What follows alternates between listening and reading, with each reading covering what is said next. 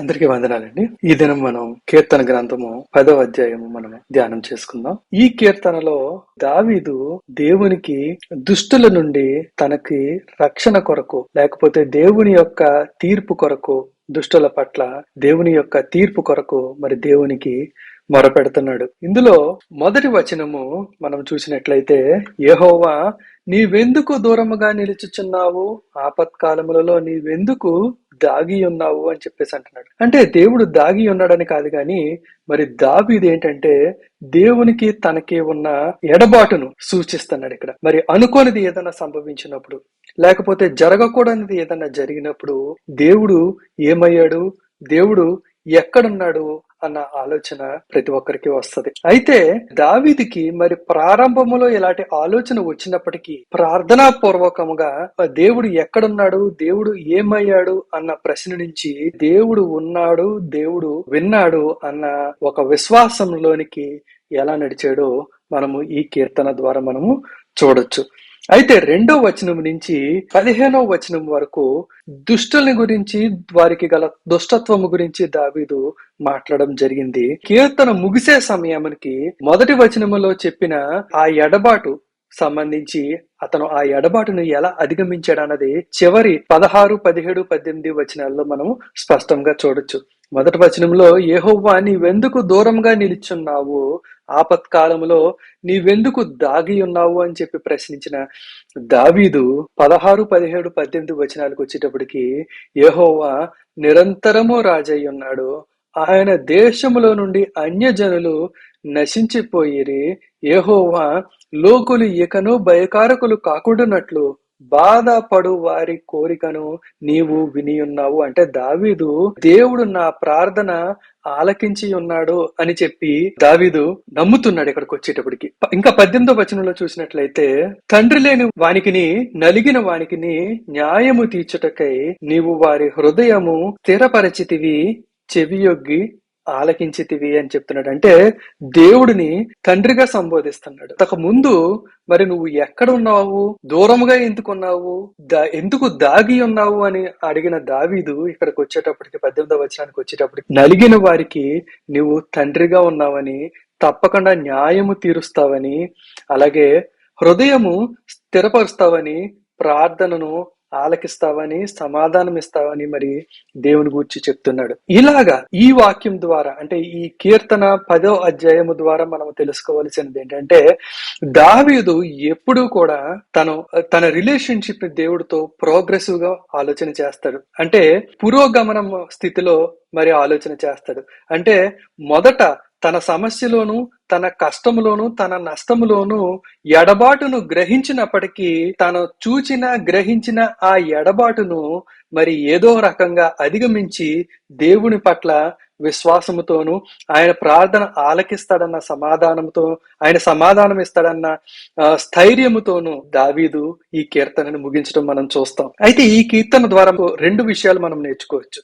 ఏంటంటే మొదటిది progressive relationship, అంటే పురోగమన దిశగా మరి దేవునితో మన సంబంధము మనము దీని విషయంలో నేర్చుకోవచ్చు. అలాగే రెండవది ఏంటంటే దావీదు మరి 2వ వచనం నుంచి 15వ వచనం వరకు కూడా దుష్టుని యొక్క మనస్తత్వం ఎలాగుంటది, దుష్టత్వం అంటే ఎలాగుంటది అన్నది చాలా స్పష్టంగా విడదీసి చెప్పడం జరిగింది. కాబట్టి ఏంటంటే మనము ఈ కీర్తన ద్వారా దావీదు తన దేవుడి పట్ల తను గ్రహించిన ఎడబాటును విశ్వాసపూర్వకంగా ఎలాగ అధిగమించి మరి దేవుడు ప్రార్థన వినేవాడని, తండ్రి అని ఎలాగైతే చివరికి ముగించాడో, మరి అదే విధంగా ఆ విషయం నేర్చుకోవచ్చు మనము ఈ కీర్తన ద్వారా. మనం నేర్చుకోదగ్గ ఇంకొక విషయం ఏమిటంటే, దావీదు మరి సూచించిన ఈ దుష్టత్వం ఏదైతే ఉందో ఆ దుష్టత్వపు తాలూకా ఏ రకమైన లక్షణమన్నా మనకు ఉన్నదా, లేకపోతే ఒకవేళ ఉన్నట్లయితే అటువంటి లక్షణమును మనము విడిచిపెట్టుకోవాలా అన్న హెచ్చరికను కూడా మరి మనము ఈ కీర్తన ద్వారా మనము పొందుకొనవచ్చు. 2వ వచనం నుంచి 15వ వచనం దాకా కూడా మరి ఈ రకమైన దావీదు దుష్టులు, వారికి ఉండే దుష్ట లక్షణముల గురించి మరి దావీదు చెప్పడం జరుగుతుంది. వాటిని చూస్తూ మరి అట్లాంటివి ఏమన్నా మనకున్నాయా అన్న పరిశీలన చేసుకుందాం. 2వ వచనంలో చూసినట్లయితే, దుష్టుడు గర్వించి దీనుని వడిగా తరుముచున్నాడు, వారు యోచించిన మోసక్రియలలో తామే చిక్కుకొందురుగాక. ఇక్కడ దుష్టుడు గర్విస్తాడంట. దేవుని దృష్టిలో గర్వం అంటే ఏంటంటే మన సామర్థ్యములో మన క్రియలను మన ఆలోచనలు మన తలంపులను మనమే అనుసరించటం అంతే తప్పించి దైవ చిత్తానుసారంగా దేవుని ఆలోచనలు దేవునికి లోబడి మనము పనులు చేయకుండా మనంతటా మనం చేయడం.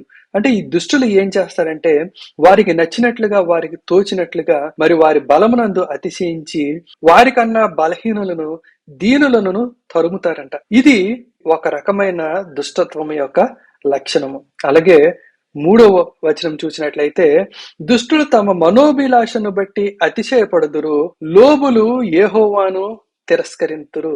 దుష్టులు తమ మనోభిలాషను బట్టి అతిశయింతురు అంటే దుష్టునికి ఒక ఆలోచన వచ్చిందంటే మరి ఆ ఆలోచన బట్టి వాళ్ళు అతిశయిస్తారంట. ఎంత గొప్ప ఆలోచన వచ్చింది, ఎంత మంచి ఆలోచన వచ్చింది, ఎంత ఉన్నతమైన ఆలోచన వచ్చింది, ఎంత బలమైన ఆలోచన వచ్చిందని చెప్పి వారికి వచ్చిన ఆలోచన బట్టి వారే అతిశయపడతారంట. ఇక్కడ మనము కీర్తన గ్రంథము 1వ అధ్యాయంలో చూసుకున్నట్లయితే ఏమి నేర్చుకోవచ్చు అంటే, 1వ అధ్యాయం ద్వారా మీరు కనుక ఆ ముందు వీడియోకి వెళ్ళి చూసినట్లయితే మరి మన ఆలోచన సరైనదా కాదా, అది ఎక్కడి నుంచి వచ్చినది అన్నది మనము పరిశీలన చేసి తెలుసుకోవాలని మనం నేర్చుకున్నాం. అలాగే మరి ఇక్కడ కూడా దుష్టులు అలాగా వారికి వచ్చిన ఆలోచన దైవ చిత్తానుసారమైందా కాదా, దేవుని యొద్ద నుండి వచ్చిందా కాదా అని వారి ఎంత మాత్రము కూడా ఆలోచన చేయకుండా ఆలోచన రావడముతోనే మరి ఆ ఆలోచన గొప్పదని వారు అంగీకరించి దానిని వెంటనే చేయడానికి త్వరపడే వారిగా ఉంటారంట. లోబులు యెహోవాను తిరస్కరించురు అంటే వారి మీద వారికి ఉన్న నమ్మకం ఎక్కువైపోయి వారి ఆలోచన యొక్క గొప్పతనం అధికమైపోయి ఇంకా దేవుడే లేడు, దేవుడు మాకు అనవసరము అని చెప్పి మాకింత గొప్ప ఆలోచనలు వచ్చినప్పుడు ఇంకా దేవుడితో మాకు పని ఏంటని చెప్పి దేవుడిని తృణీకరిస్తారంట. అయితే ఇట్లాంటివి ఒకవేళ ఇట్లాంటి ప్యాటర్న్స్ ఎలాంటి తీరు మరి కానీ మనలో ఉన్నదేమో మరి మనము పరిశీలించుకోవలసి ఉంది. అలాగే 4వ వచనంలో చూసినట్లయితే, దుష్టులు పొగరెక్కి యెహోవా విచారణ చేయడనుకొందురు, దేవుడు లేడని వారు ఎల్లప్పుడూ యోచించుదురు. దుష్టులు పొగరెక్కి యెహోవా విచారణ చేయడనుకుంటారంట. అంటే దేవుడు ఎప్పుడు కూడా న్యాయము తీర్చదు, దేవుడు తీర్పు తీరిస్తే ఏది ఈ పాటికి దుష్టులందరూ పోవాలి కదా, నాశనం అయిపోవాలి కదా, ఇంతమంది ఇంత దుష్టత్వము ఇంత దుర్మార్గము జరిగిస్తుండగా మనం మాత్రం ఈ దుష్టత్వమును ఈ దుర్మార్గమును జరిగిస్తే వచ్చే నష్టమేటి, మనం ఏమైపోతాము, మనం ఎందుకు నాశనం అయిపోతామని చెప్పి ఆ రకమైన ఆలోచన ఆలోచిస్తారంట.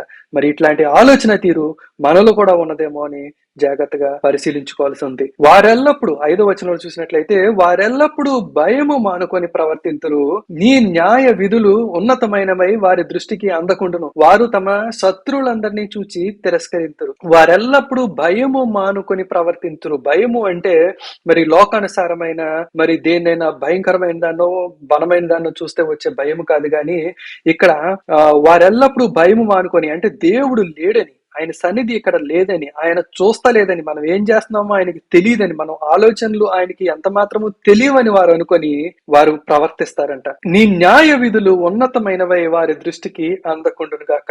వారికి ఎప్పుడు కూడా దేవుని మార్గములు ఏంటి, దేవుని తలంపులు ఏంటి అన్నవి అలా తగ్గింపు లేని వారికి అర్థం కాకుండా ఉంటాయని చెప్తున్నాడు. అలాగే 6వ వచనం చూసినట్లయితే, మేము కదల్చబడము, తరతరముల వరకు ఆపద చూడము అని వారు తమ హృదయములలో అనుకొందురు. అంటే వారు ఈ సెల్ఫ్ సస్టైనింగ్ మైండ్ సెట్ కలిగి ఉంటారు. అంటే వారికి ఎవరు అవసరము, ఎవరితోనూ అవసరం లేదు, కనీసం దేవుడితో కూడా వారికి అవసరం లేదు. వారు ఎంత మాత్రము కదల్చబడరు, వారు స్థిరపరచబడ్డారని చెప్పేసి వారు అనుకుంటారు. తరతరముల వరకు ఆపద చూడమని వారు అనుకుంటారు. కానీ వారికి తర్వాత గడియలో ఏమవుతుందో వారికి తెలీదు, రేపు ఎలాగుంటుందో వారికి తెలీదు. ఇదంతా ఏంటంటే ఒక రకమైన హృదయ కాఠిన్యత, గుడ్డితనము తప్పించి ఇది ఓవర్ కాన్ఫిడెన్స్ అంటారు దీన్నే. అంతే తప్పించి దేవుని మీద ఆధారపడి ఉండేవారు దేవుడు నన్ను కాపాడతాడు, దేవుడు నన్ను బ్రతికిస్తాడు, దేవుడు నన్ను స్థిరపరుస్తాడు, దేవుడు నన్ను ఎల్లకాలము కొనసాగిస్తాడు, తరతరములకు దేవుడు నాకు ఆశీర్వాద కారణముగా ఉంటాడు, కాపాడేవాడిగా ఉంటాడు, రక్షకుడిగా ఉంటాడని చెప్పేసి దేవుని బట్టి కాక తమ సామర్థ్యమునందు, తమ శక్తి అందు, తమ బలమునందు తాము ఈ రకంగా అతిశయపడతా ఉంటారు. ఇట్లాంటిది మనలో ఉన్నదా? ఈ రోజు పరిస్థితులు బాగున్నాయని, ఈ రోజు మనకు అన్ని ఉన్నాయని చెప్పేసి ఇలాగే ఎల్లప్పుడూ ఉంటదని, మనంతట మనము ఎల్లప్పుడూ క్షేమంగా ఉంటామని మనం అనుకుంటున్నామా, లేకపోతే దేవుని మీద ఆధారపడే వారిగా ఉంటున్నామా అన్నది మనం ఇక్కడ పరిశీలన చేసుకోవలసి ఉంది. వారి నోరు శాపముతోనూ కపటముతోనూ వంచనతోనూ నిండి ఉన్నది, వారి నాలుక క్రింద చేటును పాపమును ఉన్నవి. అంటే వారి నోరు వారికి ఇష్టము వచ్చినట్లుగా మాట్లాడుతూ ఉంటది. దేవుని భయము కలిగి వారు ఏ మాట కూడా రానివ్వకుండా కాపాడుకోరు. వారి నోరు ఇష్టము వచ్చినట్టుగా తిరుగుతూ ఇష్టం వచ్చినట్టుగా మాట్లాడుతూ ఉంటది. కాబట్టి ఏంటంటే మరి ఇలాగా మరి వారి నోరు ఏంటంటే పాపము అన్నది మరి వారి నోటి నుంచే ప్రారంభమవుతుందని చెప్తున్నాడు. తామున్న పల్లెల అందలి మాటు చోటులలో పొంచియుందురు, చాటైన స్థలములలో నిరపరాధులను చంపుదురు, వారి కన్నులు నిరాధారులను పట్టుకొనవలెనని పొంచి చూచును. ఇక్కడ చంపుదురు అంటే నిజంగా చంపేస్తారని కాదు గాని, నిరాధారులను చూచి వారు ఏం చేస్తారంటే, అంటే బలహీనులను చూచి వారు ఏం చేస్తారంటే వారిని లేనిపోని మాటలు అంటారు. అంటే మాటలతో కృంగతీస్తారు, మాటలతో వారి హృదయమును నలగ కొడతారు, మాటలతో వారి ఆలోచనలు తలంపులను చంపేస్తారు. అది కూడా మరి దేవుని దృష్టిలో చంపడంతో సమానము. కాబట్టి ఏంటంటే వారి నాలుక పాపమును పుట్టిస్తది. వారు దాగియుండి అంటే జాగ్రత్తగా గమనించి ఎక్కడ బలహీనముగా ఉన్నాడో, ఎవరు ఎంతగా కృంగి ఉన్నారో అలాంటి వాళ్ళను చూచి మరి వారి నోటితో వారిని చంపే ప్రయత్నం చేస్తారు. అంటే వారిని హృదయమును గాయపరిచే ప్రయత్నం చేస్తారు, వారి ఆలోచనలు చెదరగొట్టే ప్రయత్నం చేస్తారు. ఇట్లాంటి ప్రయత్నము చేసేవారు ఒకవేళ ఇట్లాంటి పరిస్థితి మరి మనలో కూడా ఉన్నదేమో అని మనము పరిశీలన చేసుకోవలసి ఉంది. అలాగే 9వ వచనం చూసినట్లయితే, గుహలోని సింహము వలె వారు చాటైన స్థలములలో పొంచియుందురు, బాధపడు వారిని పట్టుకొన పొంచియుందురు, బాధపడు వారిని తమ వలలోనికి లాగి పట్టుకొందురు. ఈ వీరు ఎంత మాత్రము కూడా బాధపడే వారిని చూచి జాలి పడే వారిగాను, దయ చూపించే వారిగాను, సహాయపడే వారిగాను, బలపరిచే వారిగాను ఎంత మాత్రము ఉండకుండా వారికి ఉన్న బలహీనతను బట్టి వీళ్ళు వారి మీదకి కంట్రోల్ తెచ్చుకునేలాగా, లేకపోతే వారి మీద వీళ్ళ బలము పనిచేసే విధంగా, వీళ్ళ బలాన్ని ప్రయోగించే విధంగా వీరు పనులు చేస్తారు తప్పించి వారిని బలపరిచే విధంగా, వారికి ఆదరణకరంగా మాట్లాడే విధంగా, లేకపోతే వారిని స్థిరపడే విధంగా మరి ఎంత మాత్రము ప్రయత్నం చేయరు. కాగా నిరాధారులు నలిగి వంగుదురు, వారి బలాత్కారము వలన నిరాధారులు కూలుదురు. 11వ వచనంలో చూసినట్లయితే, దేవుడు మరిచిపోయేను, ఆయన విముఖుడై ఎప్పుడును చూడకుండును అని వారు తమ హృదయములలో అనుకొందురు. అంటే దేవుడు ఎప్పటికీ చూడడో, అన్ని మర్చిపోయాడని చెప్పేసి వారు అనుకుంటారు. యెహోవా అయితే ఇక్కడ నుంచి 12, 14, 15 వచనంలో మనం ఏం తెలుసుకోవచ్చు అంటే, దేవుడి ప్రవర్తన మరి ఇట్లాంటి వారి పట్ల అంటే విశ్వాసము, దేవుడి పట్ల విశ్వాసము, దేవుడి పట్ల భయము, దేవుడి పట్ల భయభక్తులు కలిగి ఆయన ఉన్నాడు, ఆయన చూస్తాడు, ఆయన గమనిస్తాడు, మనం చేసే పనులన్నీ కూడా ఆయనకి తెలుస్తాయి, మన పనులను బట్టి మనకి తీర్పు తీరుస్తాడు అని చెప్పి దేవుని పట్ల భయభక్తులు లేకుండా జీవించే వారిని పట్ల మరి దేవుని యొక్క కార్యములు, దేవుని యొక్క తీర్పులు ఏ రకంగా ఉంటాయో మరి మనము 12వ వచనం నుంచి 18వ వచనం వరకు చూసుకోవచ్చు. యెహోవా లెమ్ము, దేవా బాధపడు వారిని మరువక నీ చెయ్యి ఎత్తుము. అంటే దేవుడు బాధపడే వారిని ఎంత మాత్రము విడిచిపెట్టకుండా, మరిచిపోకుండా చేయి ఎత్తుము అంటే ఖచ్చితంగా ఆయన వారి పక్షముగా పనిచేస్తాడు. 13వ వచనం చూసినట్లయితే, దుష్టులు దేవుని తృణీకరించుట ఎలా, నీవు విచారణ చేయవని వారు తమ హృదయములలో అనుకొనుట ఎలా. అంటే వారు ఇలాగే ఎందుకు అనుకోవాలా అంటే, మరి దేవుడు వారికి సమయం ఇచ్చినందుకు, దేవుడు వారికి కొంత డిలే చేసినందుకు వారు ఏమనుకుంటారంటే దేవుడు ఇక చూడడు, దేవుడు ఇంకా రాడు, దేవుడికి ఇది తెలీదు అని వారు అనుకుంటారు. దుష్టులు దేవుని తృణీకరించుట ఎలా, నీవు విచారణ చేయవని వారు తమ హృదయములలో అనుకొనుట ఎలా. నీవు 14వ వచనంలో, నీవు దీనిని చూచి ఉన్నావు కదా, వారికి ప్రతీకారము చేయుటకై నీవు చేటును పగను కనిపెట్టి చూచుచున్నావు, నిరాధారులు తమ్మును నీకు అప్పగించుకొందురు, తండ్రి లేని వారికి నీవే సహాయుడవై ఉన్నావు. కాబట్టి ఏంటంటే దేవుడు ప్రతి దాన్ని కూడా కనిపెట్టి చూస్తాడు. ప్రతి కార్యమును, ప్రతి ఆలోచనను, ప్రతి తలంపును, ప్రతి మాటను దేవుడు కనిపెట్టి చూస్తాడు. చూచి వారికి తప్పకుండా ప్రతీకారం చేస్తాడు. దేవుడు మరి బలహీనులకు తండ్రి అయి ఉంటాడు. పరచబడిన వారిని, బలహీనమైన వారికి దేవుడు మరి తండ్రిలాగా నిలిచి వారికి సహాయం చేస్తాడు. 15వ వచనం చూసినట్లయితే, దుష్టుల భుజమును విరుగగొట్టుము, చెడ్డవారి దుష్టత్వము ఏమియూ కనబడకపోవు వరకు దానిని గూర్చి విచారణ చేయము. దుష్టుల భుజము విరుగగొట్టుము అంటే ఈ దుష్టులకి, ఇట్లాంటి ప్రవర్తన ఉన్న వారికి, ఇట్లాంటి క్రియలు చేసే వారికి, ఇలాగ భయభక్తులు లేకుండా జీవించే వారికి, ఇలాగ గర్వముగా జీవించే వారికి, పొగరెక్కిన వారికి ఏంటంటే దేవుడు వారి భుజమును విరుచును అంటే వారి క్రియలు, వారి కార్యాలు ఏవి కూడా కొనసాగకుండా చేస్తాడు. వారు అనుకుంటారు కానీ వారు అనుకున్న బలాత్కార క్రియలు లేకపోతే పాపపు క్రియలు ఎంత మాత్రము కూడా మరి బలహీనుల పట్ల కొనసాగకుండా దేవుడు కట్టడి చేస్తాడని చెప్తున్నాడు. కనబడకపోవు వరకు దానిని గూర్చి విచారణ చేయమంటే ఈ దుష్టత్వము పోయే వరకు కూడా దేవుడు విచారణకు దిగినప్పుడు, దేవుడు తీర్పుకు దిగినప్పుడు మరి ఆయన ఏ రకంగా సరిచేస్తాడంటే ఈ దుష్టుల్ని వారి యొక్క దుష్టత్వము కనబడకుండా పోయే వరకు కూడా దేవుడు మరి వారిని శిక్షించి వారి దుష్టత్వమును తొలగింప చేస్తాడు. అయితే దావీదు దుష్టుల గురించి ఇంత స్పష్టంగా మనకి చెప్పాడు. అంటే దావీదు ఇలాంటి దుష్టత్వం వలన బాధింపబడి ఉన్నాడు. ఇలాంటి దుష్టత్వము వల్ల బాధింపబడ్డ దావీదు మొదటి వచనంలో ఏమని చెప్తున్నాడు?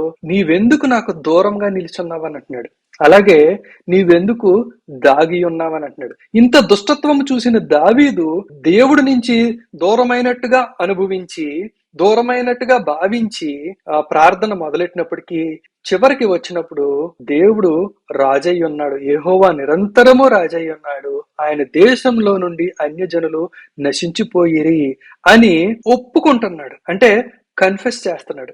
అంటే దేవుడు రాజయ్య ఉంటుండగా మరి దేశంలో మరి ఇట్లాంటి దుష్టత్వము ఉండడానికి వీల్లేదు. ఆ దుష్టత్వాన్ని దేవుడు తప్పకుండా పోగొడతాడు, ఆయన ఖచ్చితంగా తీర్పు తీరుస్తాడు అని చెప్పి దావీదు మరి తన విశ్వాసాన్ని వృద్ధి చేసుకున్నాడు. ముందు ఎడబాటును చూసినప్పటికీ, ముందు దేవుడిని నీవు ఎక్కడున్నావని అడిగినప్పటికీ, ఎందుకు దాక్కుని ఉన్నావని అడిగినప్పటికీ, మరి దావీదు ఇక్కడికి వచ్చేటప్పటికి నీవు పని చేస్తున్నావు, నీవు ఉన్నావు, ఈ దేశంను నీవే పరిపాలిస్తున్నావు, ఇందులో ఉన్న దుష్టత్వము సంపూర్ణంగా నువ్వు తొలగిస్తావు అని చెప్పేసి మరి దావీదు చెప్పడం జరుగుతుంది. 17వ వచనంలో, యెహోవా లోకులు ఇకను భయకారకులు కాకుండానట్లు బాధపడు వారి కోరికను నీవు వినియున్నావు.